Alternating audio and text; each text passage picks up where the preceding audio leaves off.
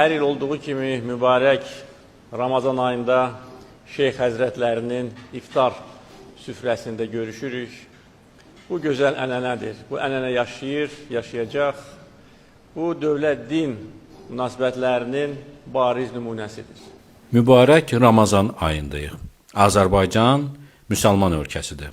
İlham Əliyev də bu müsəlman ölkəsinin güya prezidentidir.